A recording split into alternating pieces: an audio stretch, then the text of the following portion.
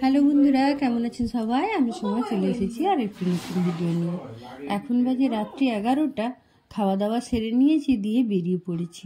রাস্তাঘাট দেখুন কেমন অন্ধকার আর শুনশান, সব দোকানপাট সব বন্ধ হয়ে গেছে। কিন্তু যে জায়গাটিতে যাচ্ছি সেই জায়গাটাতে একেবারে লোকের জনসমুদ্র হয়ে আছে, দেখতে পাবেন। সঙ্গে থাকুন ভিডিওতে, অবশ্যই জানতে পারবেন কোথায় যাচ্ছি।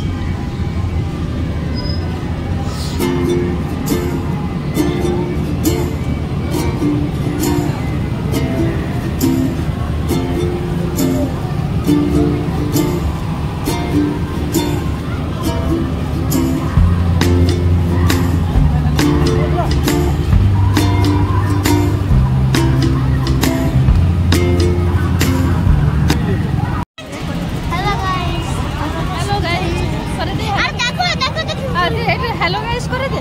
हेलो गाइस हाथ देखिए, हाथ देखिए।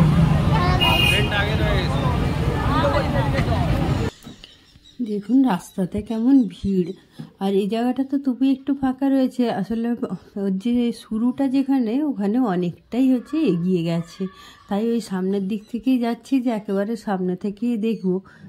আর এই একটা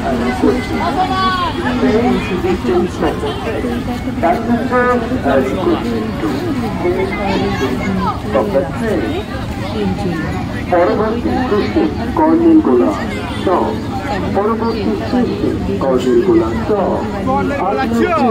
কর্নেলগোলা Chak. The next station is Karnelgola Chak. The next station is Karnelgola চক.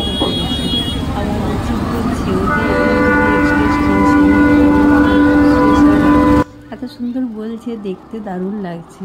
আর দেখুন চারিদিকটা কেমন ভিড় হয়ে আছে, দেখছেন? দেখলে তো বোঝার উপায়ই নেই যে এখন রাত্রি 11টা, 11:30 বাজে বলে।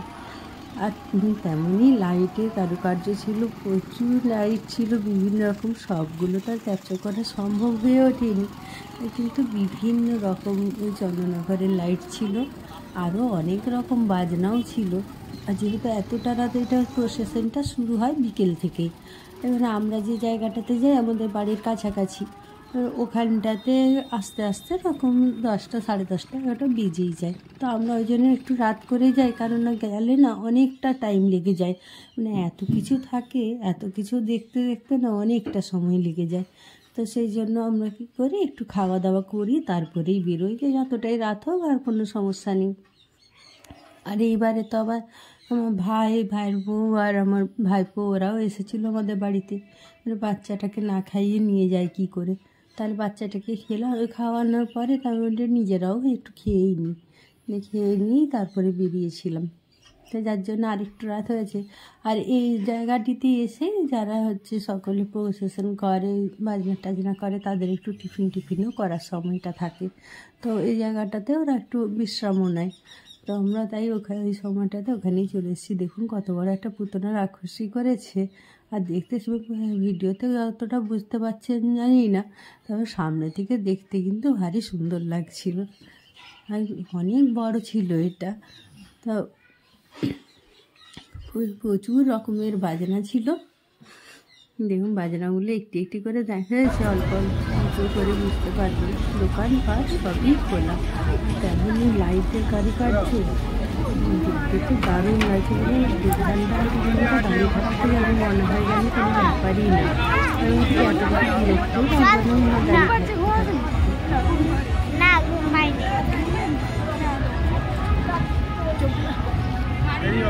দেখি তো ঘুম পাচ্ছে না, দেখি তো চোখগুলো, এই সত্যি সত্যি ঘুম পাইনি তোর। রাত্রি প্রায় তখন 12টা বাজছে। আমার ভাইপোটাকে আমি লাগাচ্ছি যে কিরে তোর ঘুম পাচ্ছে, তোকে চবা তোর বাড়িতে ছেড়ে দিয়ে আসি চ। বলে না, আমার একটুও ঘুম পাইনি। দেখি তো চোখগুলো কেমন বড় বড় করে দেখালো। দেখুন ওটাই ও বোঝালো যে ওর ঘুম পাইনি। আর প্রচুর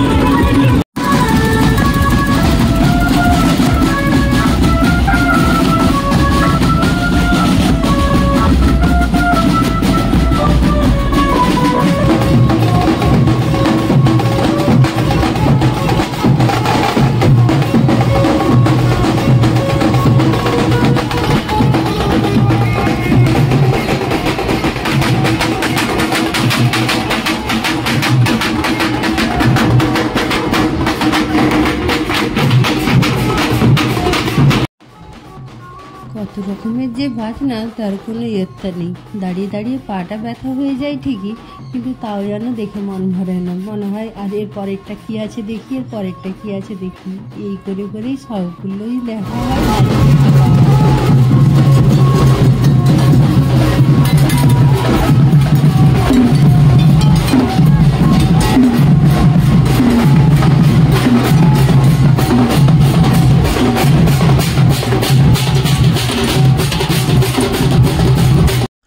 এখন রাত্রি প্রায় 12টা বেজে গেছে, কিন্তু রাস্তাতে দেখুন মানুষের ভিড়, দেখে মনেই হবে না যে রাত্রি 12টা বাজছে। আসলে এটি মেদিনীপুর শহরে একটি খুব বিখ্যাত জগদ্ধাত্রী পুজো বিসর্জনের প্রসেশন। আর এই জগদ্ধাত্রী পুজোর মাও যেমন সম্পূর্ণ সোনার গয়নায় সজ্জিত থাকেন, আর মায়ের যে বিসর্জন যাত্রা সে তেমনই জাঁকজমকপূর্ণ হয়। আসলে এটি প্রত্যেক বছরই হয়, আর প্রচুর রকমের প্রসেশন হয়, প্রত্যেকবারেই নতুন নতুন কিছু না কিছু চমক থাকে, যার জন্য কি হয় এটা দেখতে সবাই মেদিনীপুর শহরের অনেকেই বেরিয়ে আসে দেখতে। আর তার উপরে আবার টাউনের বাইরেরও কাছাকাছি অনেকেই আসেন দেখতে। কত রকমের বাজনা থাকে দেখুন, এটি একটি মেয়েদের সম্পূর্ণ মেয়েদের দল রয়েছে, এরকম যে কত দল আছে তার ঠিক নেই। আর এটি একটি যেন আর 5টা উৎসবের মতো এই দিনটিও যেন একটি সবারই একটা প্রতীক্ষিত থাকে যে ওই দিনটি বিসর্জন হবে, আমরা দেখতে যাব। অবশেষে মায়ের দর্শন পাওয়া গেল, মাকে সামনে থেকে একটু দর্শন করে নিই।